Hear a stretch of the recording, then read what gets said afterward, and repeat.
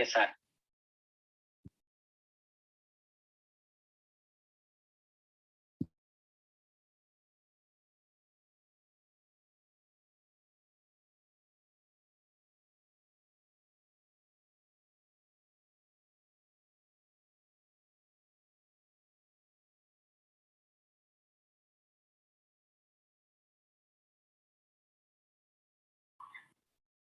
Bueno, muy buenas noches, estimados alumnos.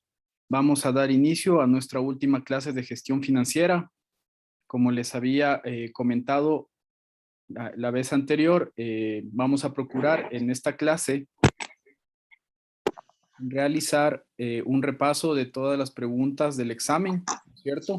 Que en teoría ustedes les podrían estar tomando. Entonces, por favor, les pido total concentración.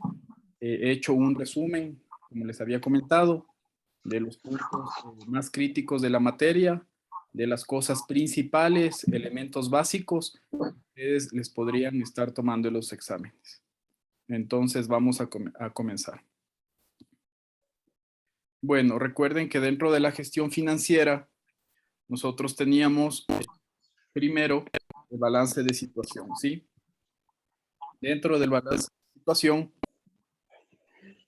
nosotros tenemos dos elementos, ¿no es cierto? Tanto del activo y del pasivo. Si es que yo hablo del activo, los dos elementos principales serían el activo no corriente y el activo corriente, ¿no es cierto? Cuando yo hablo de activo, ¿no es cierto? En una empresa donde yo estoy especificando, se va a poner el dinero y este se va a clasificar de menor a mayor liquidez. Obviamente, si estoy hablando del mismo balance de situación, yo tengo elementos que son el pasivo neto y el pasivo, ¿no es cierto? ¿Qué elementos voy a tener en cada uno de estos? Voy a tener un patrimonio neto, un pasivo corriente y un pasivo no corriente. Entonces, al unir todos estos términos, ¿cierto? Yo voy a tener que el pasivo neto más el pasivo es la financiación de la empresa, ¿no es cierto? De donde yo voy a sacar el dinero y vamos a clasificar siempre de menor a mayor exigibilidad. Lo contrario de lo que habíamos visto, ¿no es cierto? Que dentro del activo pongo el dinero y clasifico de menor a mayor liquidez. El pasivo es de donde voy a sacar el dinero. Uno pongo, el otro saco. Dentro de los atributos del activo no corriente de la empresa, nosotros habíamos hablado que tengo inmovilizado tangible, inmovilizado intangible, inversiones inmobiliarias e inversiones financieras a largo plazo. Cada uno de estos van a ser atributos netamente del activo no corriente. Ahora, si yo hablo de los atributos, ¿no es cierto?, del activo corriente, yo estoy netamente expresándome y haciendo mención a las existencias, ¿no es cierto? Digamos que las existencias son todo lo que tiene la empresa en ese momento. Estoy hablando del realizable, ¿no es cierto? Y estoy hablando del disponible.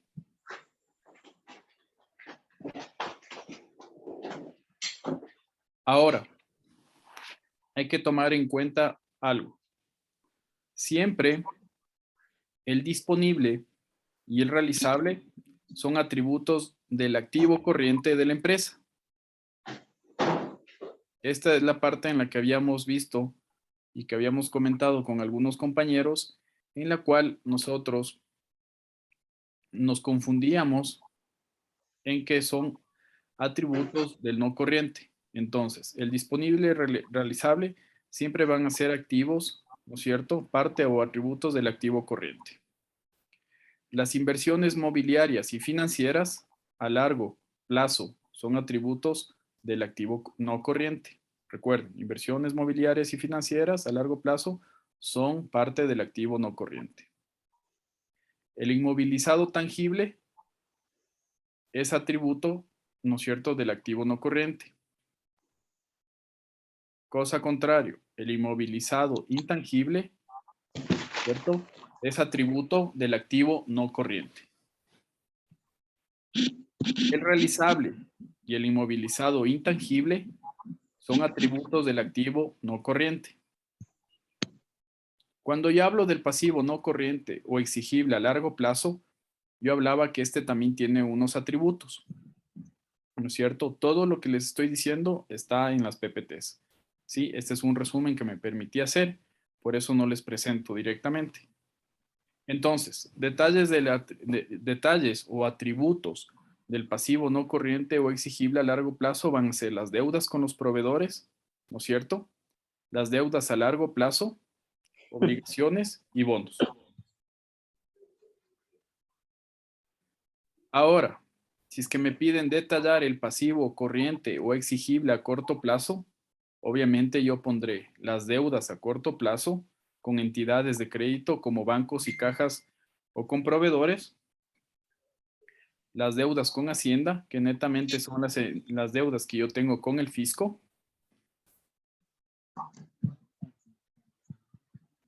y de la misma manera voy ampliando mi detalle y cuando hablo de los atributos del patrimonio neto o pasivo no exigible, yo estoy hablando del capital social, de las reservas y el resultado del ejercicio, o sea, el resultado de la cuenta de pérdidas y ganancias.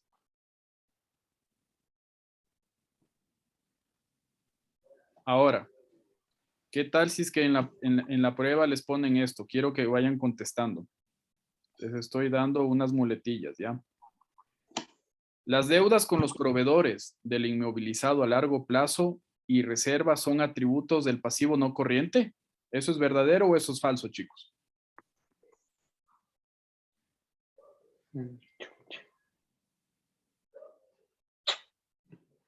Les repito, las deudas con los proveedores del inmovilizado a largo plazo y las reservas son atributos del pasivo no corriente. Verdadero. No, Falso. falso, porque son del corriente. Recuerden, deudas con proveedores de inmovilizado a largo plazo y reservas son atributos del corriente. Ahora el siguiente. El resultado del ejercicio sirve para incrementar el pasivo no corriente.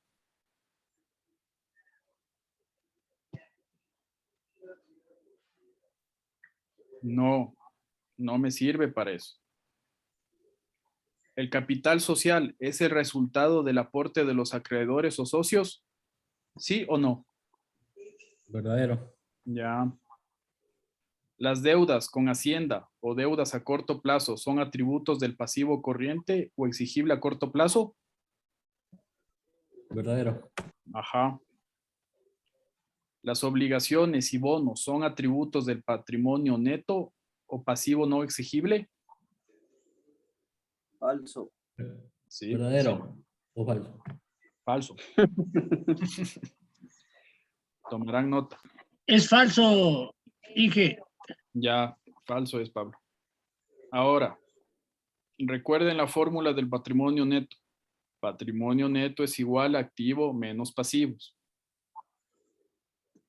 Ahora, si les piden en la prueba definir el patrimonio neto, recuerden, define el concepto del patrimonio neto. Patrimonio neto no es más que el aporte de los propietarios y de la acumulación de resultados y se compone por la diferencia entre el activo menos el pasivo. Facilito. Concepto del patrimonio neto. Todo lo que dan los propietarios y la acumulación de los resultados, ¿no es cierto? Y se compone por la diferencia entre el activo y menos el pasivo. Ahora, al hablar ya de aporte de los beneficiarios, reservas y bonos, ¿cuáles son las diferentes formas de reserva que yo tengo dentro de la empresa? Recuerden, tengo reserva legal, legal fijada y facultativa, ¿no es cierto? Pero cuando yo hablo de la reserva legal, ¿no es cierto? Esta es fijada siempre por el estatuto de la sociedad anónima. Cuando yo hablo de la facultativa, esta es decidida por la asamblea de los accionistas de la sociedad anónima o socios. Recuerden, la facultativa. Para la facultativa yo tengo que hacer una asamblea con todos los accionistas. Y para la legal, Inge. La legal ya viene establecida cuando conformamos la empresa. ¿Sí? La legal fijada es que cuando ya tenemos un estatuto, ahí vamos fijado. La legal, una reserva legal, básicamente si creamos un banco, la superintendencia de bancos y compañías nos dice que nosotros para tener una cooperativa o un banco debemos tener una reserva, ¿no es cierto? Una reserva legal dentro del patrimonio de los activos por tantos millones de dólares. Ya son externos a nosotros. Y la facultativa es por medio de la asamblea con los socios o Así es. con sociedad anónima. Claro, la facultativa, el término facultativa, recuerden, siempre que nos dicen algo facultativo es cuando nos reunimos entre socios o hacen una asamblea de accionistas y ahí o toda la sociedad anónima, ¿no es cierto? Y ahí se decide.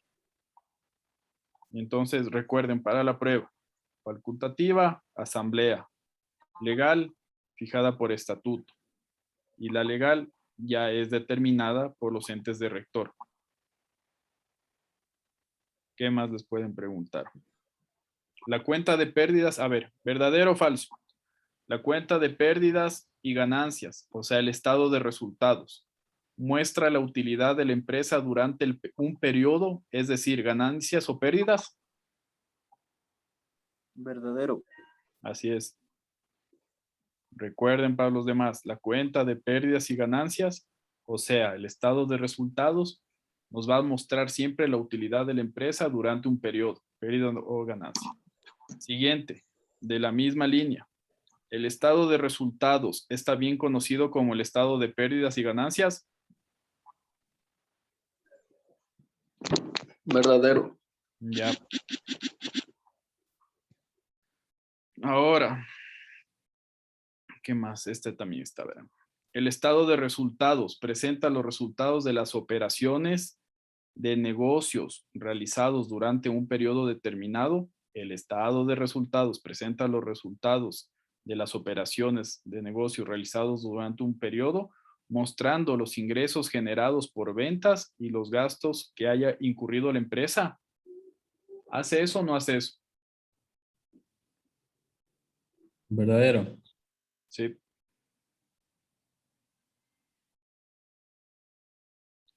Ahora, ¿qué más? A ver, facilito. Recuerden siempre, esto les van a tomar. ¿Cuáles son los elementos de la cuenta de pérdidas y ganancias? O sea, del estado de resultados. ¿Qué elementos nomás tenemos ahí? ¿Quién me puede decir?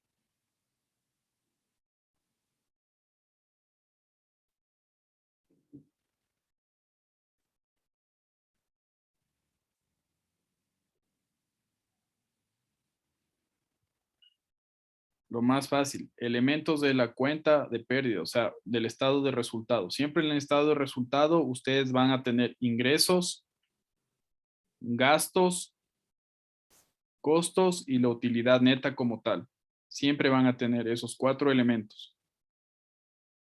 Si es que les preguntan, ¿cuáles son los 4 componentes del estado de resultados? ¿No es cierto? Pero nosotros dentro del estado de resultados tenemos todo lo que ya vimos anteriormente. Entonces, componentes básicos del estado de resultado van a ser las ventas, obviamente el costo de ventas, paso a una utilidad en operación, ¿no es cierto? Si es que yo hablo del costo de ventas y las ventas, quiere decir que para todo eso tuve gastos financieros, impuestos, dividendos, utilidades retenidas. Ahora, pasábamos a la utilidad neta como tal. ¿Qué era la utilidad neta? La utilidad antes de los impuestos, ¿no es cierto? Menos los impuestos y es sobre la cual se calculan los mismos. La utilidad neta. Si es que les preguntan del tema de dividendos, siempre los dividendos van a representar la distribución de las utilidades entre los accionistas y propietarios de la empresa. ¿Qué es un dividendo? ¿No es cierto? ¿Cómo nos vamos a distribuir las utilidades de nuestra empresa entre todos? ¿Qué más? La utilidad bruta siempre va a ser el resultado de las ventas y administrativos en la empresa. Siempre va a ser, recuerden, la utilidad bruta siempre va a ser el resultado de las ventas y los administrativos en la empresa, como vieron en el deber. Dentro de la utilidad, podemos pasar a la utilidad antes de los impuestos, ¿no es cierto? Esta es la utilidad de operación menos los gastos financieros. Siempre voy a tener antes de los impuestos, esa utilidad voy a restar de los gastos financieros. Si les preguntan qué es un gasto financiero, perdón, un gasto financiero va a representar todos aquellos costos relacionados con endeudamientos o servicios con el sistema financiero. ¿Qué es un impuesto?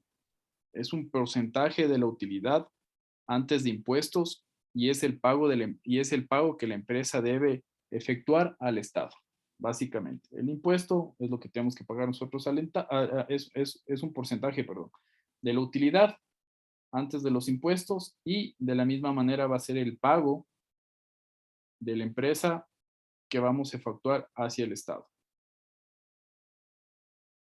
¿Qué más? Les pueden preguntar cómo es la estructura del estado de resultados, lo que habíamos visto arriba. Siempre voy a tener ventas, costo de ventas, utilidad bruta, gastos, utilidad en operación, gastos financieros, utilidad antes de impuestos, impuestos, utilidad neta, pago de dividendos, utilidades retenidas. Este es el cuadrito o la imagen de color blanco que tienen en las PPTs. ¿Qué más? Podemos tener elementos de los gastos de administración, ¿no es cierto? Como tenemos en las PPTs. ¿Qué elementos tenemos en los gastos de administración? Vamos a tener los salarios del personal, materiales de oficina, cuentas de teléfono, alquiler de locales, aportes a la seguridad social, ¿sí?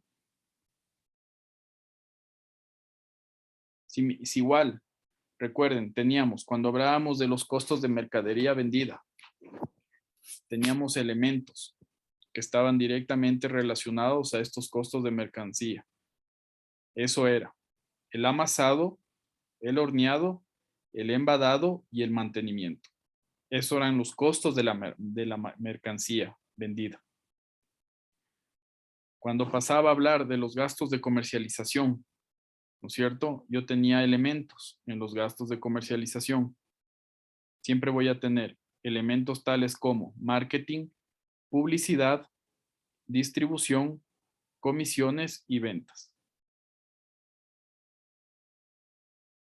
Siempre los gastos de salarios y alquiler de locales son parte de los gastos administrativos de la empresa. Siempre van a ser salarios, ¿no es cierto? Y alquiler de locales son gastos administrativos de nuestra empresa. Pasábamos al tema de amortizaciones. ¿Cuál era el objeto de una amortización? Conocer y manejar el proceso de amortización gradual, así como el proceso de formación de fondos en un valor futuro. Este estaba subrayado en las PPTs. Es un concepto básico que obviamente va a estar dentro de nuestro examen. Entonces, en la misma línea, amortizar el proceso de cancelar una deuda y sus intereses por medio de pagos, periodos, ¿no es cierto? En cada periodo, yo iba a ir cancelando la deuda con los intereses.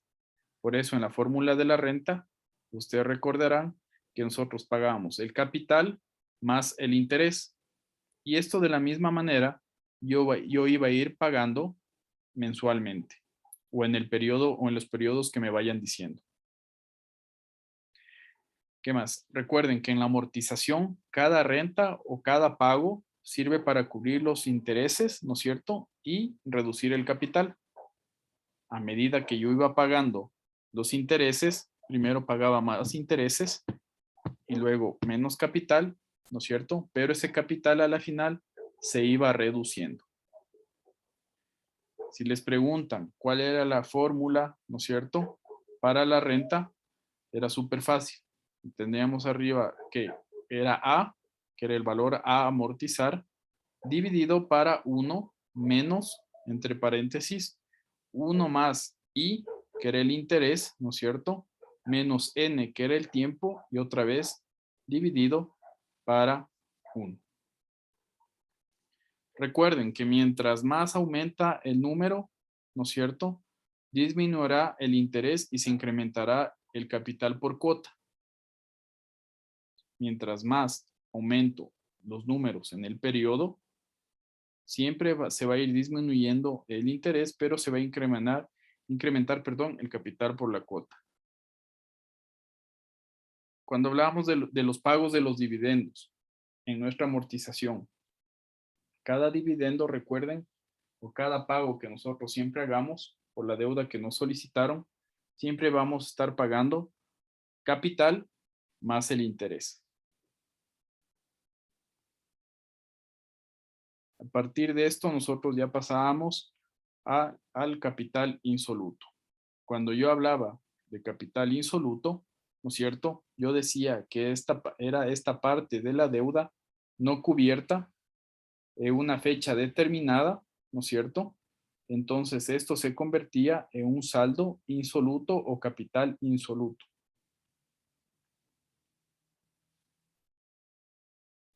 Este capital insoluto, de la misma manera, podríamos calcular para cualquier periodo utilizando el valor de la anualidad.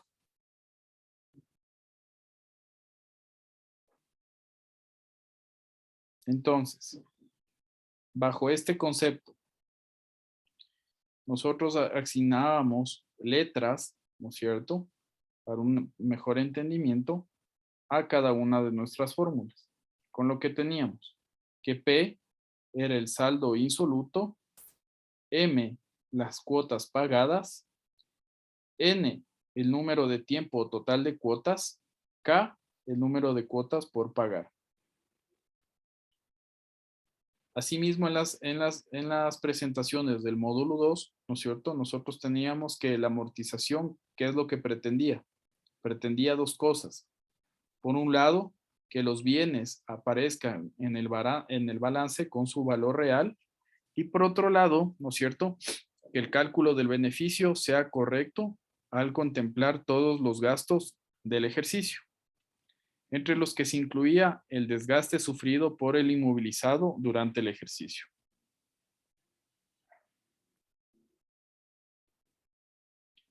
De la misma manera, nosotros ya pasábamos a la estructura como tal de nuestros estados financieros y nosotros podíamos observar que los estados financieros, ¿no es cierto?, son los documentos que proporcionan informes periódicos a fechas determinadas sobre el estado o desarrollo de la administración de una compañía, es decir, la información necesaria para la toma de decisiones de una empresa. ¿Qué utilidad tiene la información contable para el personal administrativo de una empresa? ¿No es cierto? La utilidad más importante y única era para la toma de decisiones, después de conocer el rendimiento, crecimiento y desarrollo de la empresa durante un periodo determinado. ¿Qué utilidad tenía la información contable para los propietarios de la empresa? ¿No es cierto? Les servía o les daba utilidad para conocer el progreso financiero del negocio y la rentabilidad a sus aportes. Estas dos clasificaciones o estas dos partes teníamos dentro de nuestras presentaciones y se hacía una división estratégica para cada uno de los miembros, tanto para el personal como para los propietarios. Y de la misma manera, cuando hablaba de utilidad en la información, para los acreedores de la empresa era únicamente para conocer la liquidez de la misma, ¿no es cierto? Y la garantía de cumplimiento de sus obligaciones. Y la siguiente pregunta, yo escalaba ya a nivel del Estado. ¿Qué utilidad tiene la información contable de una empresa para el Estado? No es más que para determinar si el pago de impuestos y contribuciones está correctamente liquidado o está correctamente asignado, si es que es lo que la empresa tiene que pagar, o si tienen que aumentarle en caso contrario o disminuirlo. ¿Cuáles eran nuestros 3 estados financieros básicos? Teníamos balance general, estado de resultados, estado de cambios en el patrimonio, ¿no es cierto? Y estado de flujo de efectivo, ¿no es cierto? ¿Existen varios estados financieros que, que se los realiza? Sí. ¿En base a qué realizaba yo cada uno de los estados financieros? Según el momento en el que se encuentre la empresa, ¿no es cierto? O según la finalidad. Cada uno de estos estados, si es que hablo del balance general, ¿en qué momento se hace? Se hace cada una vez al año, mínimo. Un estado de resultados, ¿no es cierto? Lo realizaba con la finalidad de determinar cómo se encuentra la empresa en un determinado tiempo. El estado de cambios en el patrimonio o el estado de flujo de efectivos eran resultado de determinar con qué finalidad, ¿no es cierto? El cambio en el patrimonio o en el flujo del efectivo está afectando al desarrollo normal de la empresa. Cuando hablaba del balance general, ¿qué reflejaba este? Reflejaba la situación patrimonial de una empresa en un momento determinado, como les había dicho. ¿Cuántas veces al año? Ojo, ¿cuántas veces al año tengo que hacer el balance general? Al menos una vez. ¿Qué elementos tiene este balance general? Tenía activo, pasivo y capital. ¿Qué compone el activo dentro de un balance general? ¿No es cierto? El activo mostraba los elementos patrimoniales de la empresa.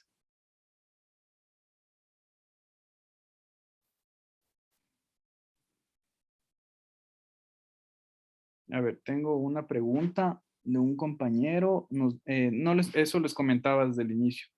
No les puedo compartir ahorita la pantalla porque es un resumen que hice. Es un resumen en el que básicamente les estarían tomando en su gran mayoría preguntas en el examen. Es para ayudarles ya que hemos acabado la materia. Teníamos pendiente ver unos videos, pero considero es más importante este resumen que les he hecho porque prácticamente de esto les van a tomar el examen. Entonces, ¿qué más? ¿Cómo estaba compuesto el activo inmovilizado? Este activo inmovilizado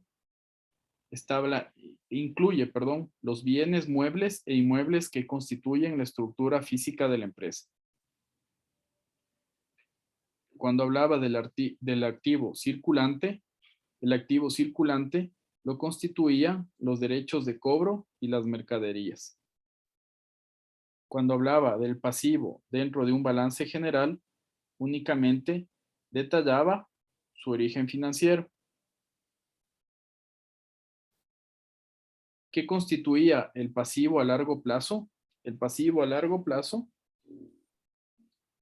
constituye las deudas a largo plazo, ¿no es cierto? Que pueden ser obligaciones o empréstitos que tenga la empresa.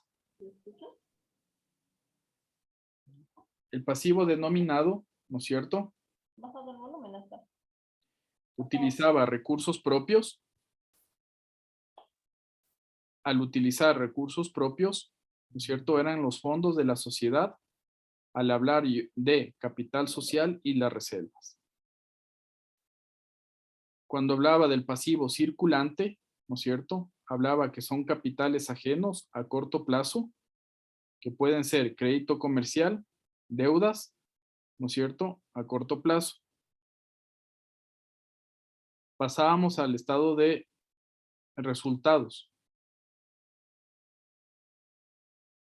¿Qué reflejaba mi estado de resultados? ¿No es cierto? Informaba de manera detallada y ordenadamente cómo se obtuvo la utilidad del ejercicio contable. ¿Cuáles eran las cuentas que componían este estado de resultados? ¿No es cierto?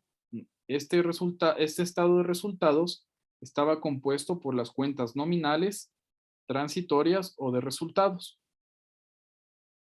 O de otra manera, si quieren ponerlo, eran las cuentas de ingresos, gastos y costos. ¿Sí? Recuerden, cuentas del estado de resultados, nominales, transitorias o de resultados, o pueden poner ingresos, gastos y costos. Los valores de los ingresos, de gastos y costos en el estado de resultados, ¿de dónde provenían? Debían corresponder exactamente a los valores que aparecen en el libro mayor y sus auxiliares, o a los valores que aparecen en la sección de ganancias y pérdidas de la hoja de trabajo. Recuerden, los valores de ingresos, gastos y costos, ¿dónde deben estar? En el libro mayor y sus auxiliares. O a los valores que aparecen en la sección de ganancias y pérdidas de la hoja de trabajo, una vez que ya desarrollo mi estado de resultados. ¿Qué era el estado de cambios en el patrimonio o estado de superávit? ¿No es cierto? Era un estado financiero que mostraba de forma detallada los aportes de los socios y la distribución de las utilidades obtenidas en un periodo, además de la aplicación de las ganancias retenidas en periodos anteriores. ¿Cómo determinaba la diferencia entre el capital contable, hablando del patrimonio, y el capital social, o sea, el aporte de los socios? La diferencia, recuerden, se la realizaba entre el activo total menos el pasivo total, incluyendo en el pasivo los aportes de los socios. Pasábamos al flujo de efectivo, ¿no es cierto? El flujo de efectivo era un estado que muestra el movimiento de ingresos y egresos y la disponibilidad de fondos en una fecha determinada.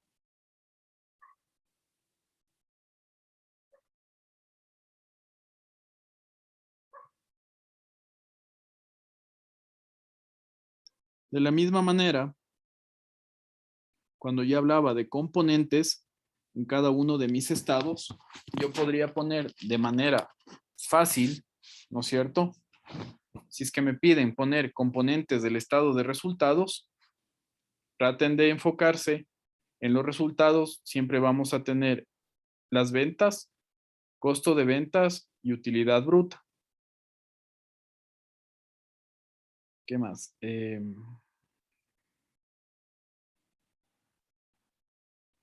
En cada uno de los gastos que nosotros habíamos presentado, ¿no es cierto? No, antes de eso, en las estructuras de un estado de resultados, recuerden siempre que va a haber un elemento predominante dentro de este estado de resultados, que eran las ventas.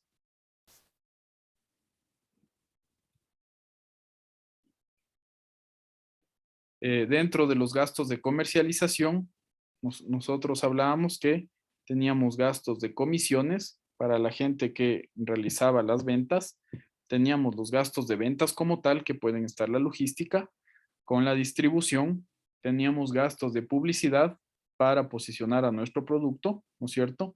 Y esto iba de la mano con el gasto en marketing. Y finalmente,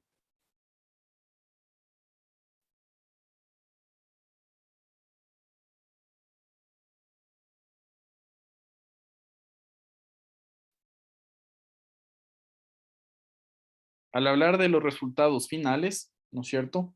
Yo podría hablar que en el balance general, netamente vea la situación patrimonial de la empresa en un momento determinado.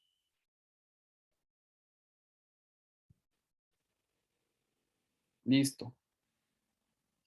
Este es el resumen que me he permitido realizar, ¿no es cierto? Y que lo más probable es que todo lo que les acabo de decir, ¿no es cierto? En este sentido, una vez que ya hemos terminado todo, ¿qué les gustaría reforzar en este momento?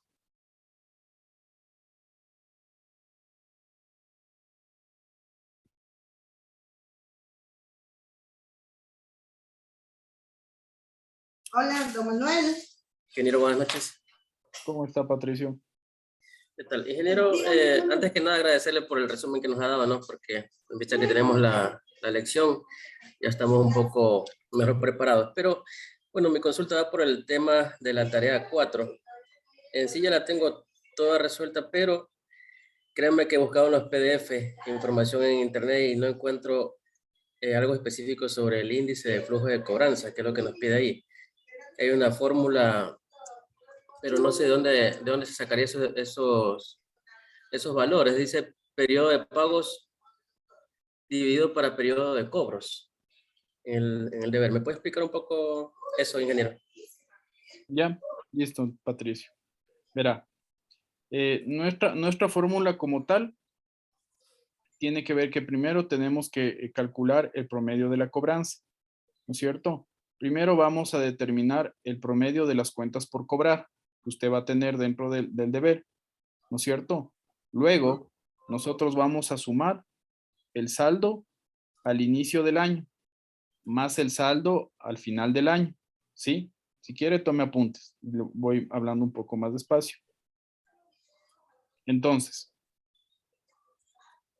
sumando el saldo al inicio del año, ¿no es cierto?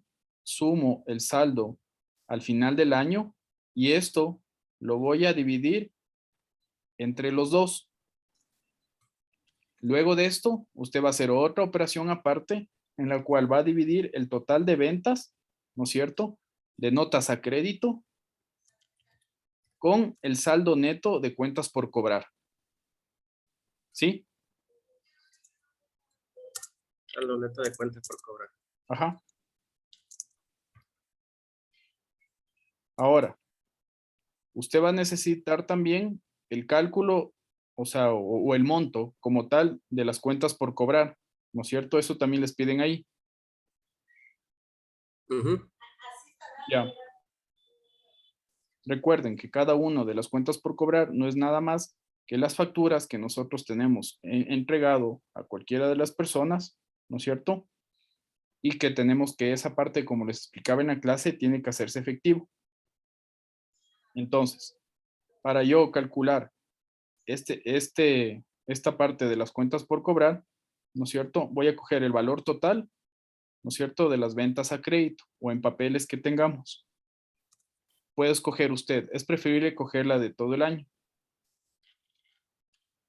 Entonces, divido eso para el total o el promedio, ¿no es cierto? De todas estas cuentas que tengo del periodo. Entonces, usted va a tener ventas a crédito dividido para el promedio de cuentas por cobrar. Ahí le sale el segundo resultado. Entonces, lo que usted me decía es que cuántas veces deben cobrar o determinar el promedio de... El índice flujo de cobranza. ¿Mande? El índice flujo de cobranza era. Ya. Entonces, el rato que usted divide el total para el promedio, si tengo el total 100,000 por cobrar, y en promedio le dice el ejercicio que se cobra cada mes o cada 2 meses, divide para ese promedio y el valor que le sale, ese va a ser el resultado de su índice de cuántas veces, ya prácticamente, ya hablando ya más fácil, el resultado que vas a tener le va a dar el índice de cuántas veces usted tiene que cobrar o realizar los cobros. Recuerden que dentro de la empresa o dentro de la contabilidad, esas acciones de cobro de cartera tienen un costo para la empresa, porque no necesariamente va nuestro equipo financiero a hacer al hacer los cobros, sino a veces se utiliza empresas externas para que cobren la cartera vencida de una empresa, pero eso no se puede determinar porque a usted le cobran por mes o por cobro de cartera. Pero con esta fórmula, ese índice que le va a salir, que es una fórmula sencilla, en los dos casos dividiendo el total para el promedio, como le decía, le va a decir cuántas veces es aconsejable dentro de la institución o de la organización que se realice ese cobro.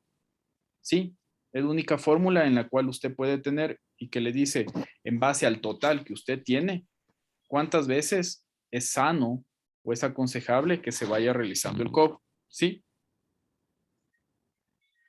Correcto, ingeniero. Y en el mismo deber nos dice que interpretemos el índice de flujo. En este caso, ¿cómo se lo interpreta?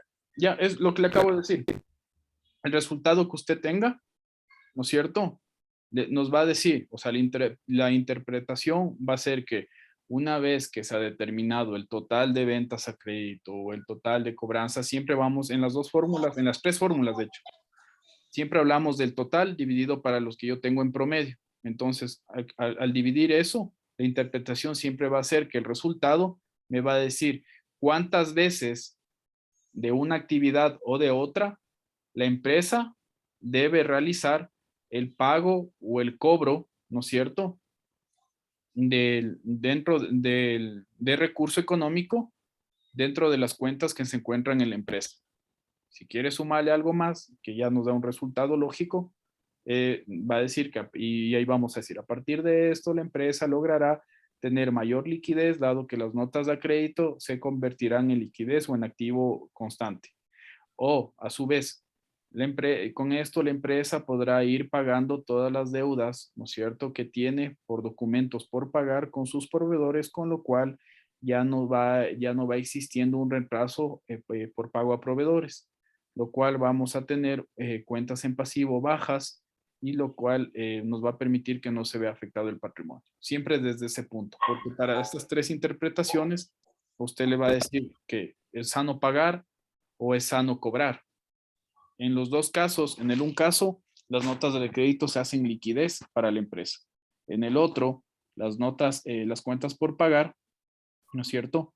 Ya se da trámite a los pagos pendientes con proveedores y eso me ayuda para poder seguir teniendo materia prima por parte de los proveedores o entregas o logísticas. Esa sería la interpretación.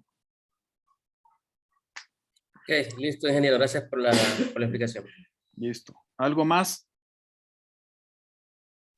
Y disculpe, en las tablas de amortización del mismo deber hay una parte donde dice tipo. ¿Qué tendríamos que poner ahí? Ya, en el tipo, como en la segunda clase les explicaba, el tipo de tabla de amortización es una amortización de activos o de pasivos. En el caso que les di, ¿qué sería de activo o de pasivo? ¿Usted está amortizando un bien o está amortizando una deuda? Un pasivo, una deuda. Así es. Ese es el tipo de tabla de amortización, porque es un préstamo que estamos haciendo. Si es que fuera un activo, una maquinaria o un equipo que son a 5 años, 20%, ¿no es cierto? Sería un tipo, tabla de amortización tipo activo. ¿Sí? ¿Cuándo tienen el examen? El 12 tenemos el examen. Ya, chévere. Ya, entonces, básicamente el resumen de hoy día es lo que probablemente puede estar en su examen. O sea, les sugiero que puedan transcribir, ¿no es cierto? Para que puedan estudiar directamente eso. Si bien las preguntas son sencillas, la mayoría son, todas son de hecho, en base a lo que está en las PPTs. No se ha utilizado el tema de las lecturas, como ustedes ven, es una materia bastante técnica, por ende, mi intención siempre ha sido hacerles un poco más amigable la materia, ¿no es cierto? Y lo que sí enfocado en que en los ejercicios del deber ustedes puedan tener una lógica de cada uno de los cálculos, más allá de cualquier cosa. Apenas ya pueda, ya he corregido bastantes deberes, están bien en los deberes, tienen lógica en cada una de las fórmulas, en cada una de las interpretaciones, tal vez uno que otro deber no se distingue bien porque han escrito en esfero directamente, pero bueno, algo más que necesiten.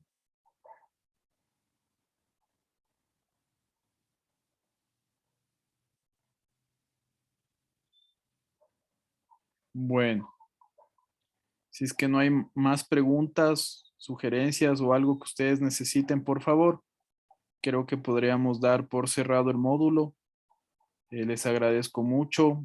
Ha sido un curso que realmente sí se ha preocupado. He tenido todos los días y a toda hora llamadas, eh, pero no desde el punto de vista en el que no entienden algo, sino para verificación de lo que están haciendo. Eso habla bastante de ustedes. Creo que ya están en los últimos ciclos para graduarse, porque sí se nota bastante profesionalismo y bastante lógica en lo que están haciendo.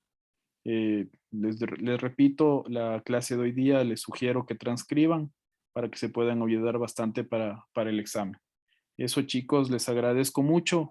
Cualquier cosa a las órdenes, me pueden escribir o me pueden llamar como han estado haciendo si tienen alguna duda, y que les vaya bien. Ingeniero, yo tenía una duda. Claro. En el deber había una pregunta que era de que consultar, que teníamos que realizar una fórmula sobre la rotación de inventarios.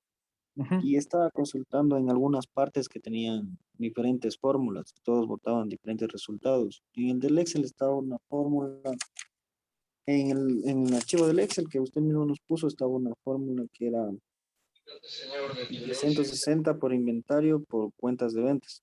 Ujú. Y eso me daba 78.31. Ujú. Que vi un archivo en YouTube, me decía costos de venta dividido para inventario promedio, y eso me daba 4.59. Y en las fórmulas del material, decía ventas netas dividido para inventario, y eso me daba 6.37. Y por eso no me concordaba tan Ya. bien. Ya, ahí tiene, la diferencia es que en el que les doy es por periodo, en el otro en el que se consulta y lo que casi siempre sale en la academia es anual, y el tercero es en base al promedio. Entonces tiene los tres son válidos. Lo único que falta ahí es la interpretación. O sea, si es que es periodo, promedio o anual. Siempre el resultado más bajo de las tres, contablemente en el estado de cuentas, el contador hace las tres. ¿Por qué? Porque eso le va a servir para al final del año. Siempre el valor más alto de los tres, comparando, va a ser el anual. El más bajo va a ser el del periodo y el intermedio siempre va a ser un promedio. ¿Sí? Cualquiera de los tres son válidos. El momento que se ve la fórmula, ya se distingue por cuál hizo. Venga a nosotros tu reino. Hágase tu voluntad en la tierra como en el cielo. Estimado Gonzalo, cierre su micrófono. Perdona nuestras ofensas, como también nosotros perdonamos a los que nos ofenden. No nos dejes caer en ¿Algo la más? tentación y líbranos del mal. Amén. Nada más, ingeniero, muy agradecido igualmente por las clases que ha impartido. Me han servido de mucho y he aprendido un montón. Muchas gracias. A ustedes, si no hay algo más, ya me procedo a despedir. Que les vaya bien. Cualquier cosa que necesiten, por favor, llámenme y repasen lo que les di hoy día. Les va a ayudar bastante. Son conceptos básicos. Señor, buenas noches. Solamente muchas gracias por las explicaciones de la materia y todo, muy bonito y todo. Ha sido unos conocimientos muy prácticos para nuestra vida que nos va a servir. Un temita con el instituto, nomás que por favor nos ayude subiendo las grabaciones y esta también, porque no están subidas en la... ¿O no le suben las otras? No, para nada.